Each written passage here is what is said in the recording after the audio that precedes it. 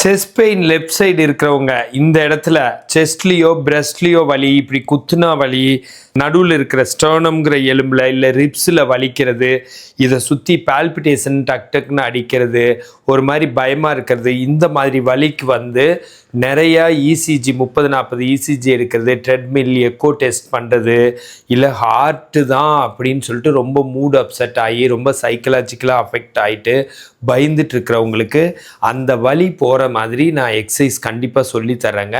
அந்த வலி சாதாரண மசில் பெயினாவோ இல்லை ஒரு இன்ஃப்ளமேஷன் நீர் கோத்துறதுனாலேயோ அந்த இடத்துல ஸ்ட்ரெயின் ஆகிறதுனாலையோ இல்லை மன அழுத்தம் ஸ்ட்ரெஸ்னாலேயோ டிப்ரெஷன் சோகனால ஆங்ஸைட்டி ஃப்யூச்சரை நினச்சி கவலைப்படுறதுனால இல்லை ஆங்க்ரி கோபம்னால இல்லைன்னா வந்து நெகட்டிவ் திங்கிங் அதாவது தப்பாக நினைக்கிறது இல்லைன்னா கம்பேர் பண்ணுறது அடுத்தவங்களோட இல்லை இன்ஃபீரியாரிட்டி காம்ப்ளெக்ஸ் நம்மளே தாழ்வாக நினைக்கிறது இந்த மாதிரி பழக்கங்கள்னால தான் வருது. இதுக்கு நேர ஆப்போசிட்டாக அன்பாகவும் மகிழ்ச்சியாகவும் இருந்தால் நம்மளுக்கு வராது. நம்ம gratitude journaling, self confidence, self love நம்ம மேலே நம்மளுக்கு அன்பு இருந்தால் இந்த மாதிரிலாம் வராது. சரிங்களா? அது ஒன்று. அதை தவிர இந்த மாதிரி வலிக்கிறதுக்கு அந்த வலிக்கிற இடத்துல ஐஸு துணியில் போட்டு 10லேருந்து 5 நிமிஷம் வைங்க. அதில் நல்லாவே வலி குறையும்.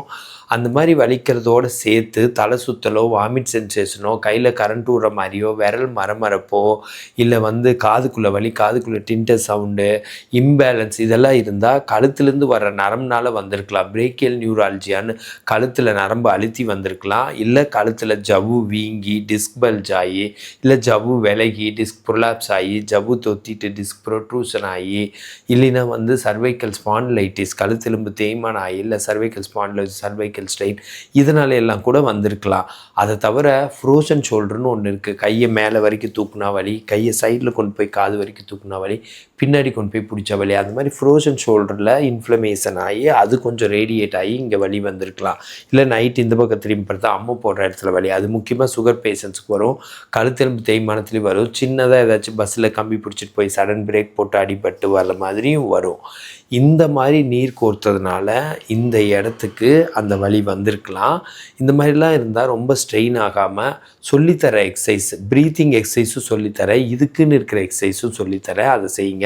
இதுக்குன்னு இருக்கிற எக்ஸசைஸ் என்னென்னா இப்படி elevation 1 2 3 4 5 6 7 8 9 10 relax 1 2 3 4 5 6 7 8 9 10 again 1 2 3 4 5 6 7 8 9 10 relax 1 2 3 4 5 6 7 8 9 10 again 1 2 3 4 5 6 7 8 9 10 relax 1 2 3 4 5 6 7 8 9 10 இந்த மாதிரி எலிவேஷன் ரிலாக்ஸுங்கிற எக்ஸசைஸ் 7 தடவை செஞ்சால் ஒரு செட்டு 7 தடவை செய்யலாம்.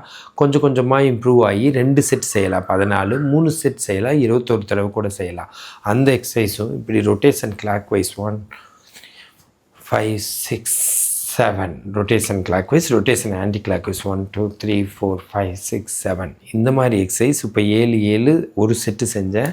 அது மாதிரி ரெண்டாவது 1 2 3 4 5 6 7 ஆன்டி கிளாக் வைஸ் 1 2 3 4 5 6 7 அப்புறம் மூணாவது 1 2 3 4 5 6 7 மூணாவது ஆன்டி கிளாக் வைஸ் 1 2 3 4 5 6 7 இந்த மாதிரி கிளாக் வைஸ் ஆன்டி கிளாக் வைஸ்னு இது செய்யறது வந்து ரொம்ப நல்லதாக இருக்கும்.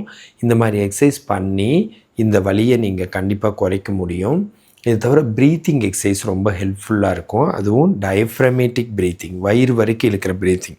அப்பர் காஸ்டல்னால் மேலே, லோவர் காஸ்டல்னால் நடுவில், டயஃப்ரமேட்டிக்னால் கீழே வரைக்கும் இழுக்கிற எக்ஸசைஸ் எப்படின்னா மூச்சை நல்லா கீழே வரைக்கும் ஒரு 6 கவுண்ட் இழுக்கிறது, 6 கவுண்ட்டு ஹோல்டில் வச்சுருக்கிறது, 9 கவுண்ட் வெளியில் விடுறது ரொம்ப நல்லாயிருக்கும். ரிலாக்ஸாக செய்யுங்க. ரிலாக்ஸான மியூசிக்ஸ் போட்டுக்கோங்க. படுத்தும் செய்யலாம். இப்போ நான் உட்காந்து செஞ்சு காட்டுறேன். ஃபஸ்ட்டு 6 கவுண்ட் இப்படி எண்ணுவேன், அது உள்ளே இழுக்கிறேன். அடுத்த 6 கவுண்ட் என்றப்போ ஹோல்டு பண்ணுறேன். அடுத்த 6 விரலில் நான் 9 கவுண்ட் காட்டுறப்போ நான் வெளியில் விடுறேன்னு அர்த்தம். அது மாதிரி 7 தடவை செய்யணும். நான் 3 தடவை செஞ்சு காட்டுறேன். ஓகேங்களா?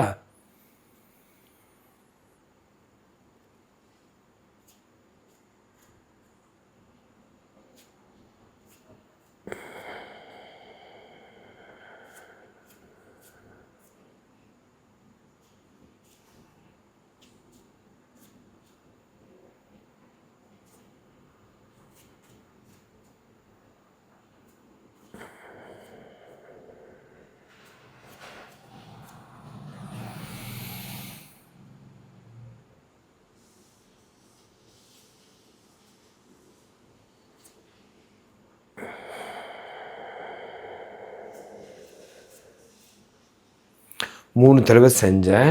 இந்த மாதிரி எக்ஸசைஸும் உங்களுக்கு நல்லாவே பெயினை குறைக்கும். இந்த மாதிரி ரொம்ப ரிலாக்ஸாக தூங்குறது, நைட் ஆனால் கரெக்டாக தூங்குங்க, தண்ணி 3-4 லிட்டர் குடிங்க, ரொம்ப ஸ்ட்ரெஸ் ஃப்ரீயாக இருங்க, மியூசிக் கேளுங்க, அண்டு எதுவுமே பாசிட்டிவாக நினைங்க, நல்லா ரிலாக்ஸாக படுத்துருங்க.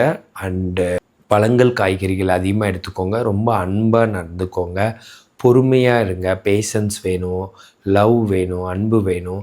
அது தவிர மகிழ்ச்சியான ஒரு வாழ்க்கைக்கு எய்ம் பண்ணுங்கள். எல்லாமே நம்ம சாய்ஸ் தான். மகிழ்ச்சியான வாழ்க்கைக்கு எய்ம் பண்ணுங்கள். ரொம்ப சாஃப்டாக இருங்க. கண்டிப்பாக இந்த வலி குறையும். இந்த மாதிரி ஹெல்த் டிப்ஸ் வேணா என்ன ஃபாலோ பண்ணுங்கள். ஃபிசியோதெரப்பி கன்சல்டேஷன் வேணா கால் பண்ணுங்கள். ஃபிசியோதெரபிஸ்ட் நல்ல ஆப்பர்ச்சுனிட்டிஸ் வேணா கால் பண்ணுங்கள். This Prakash physiotherapist.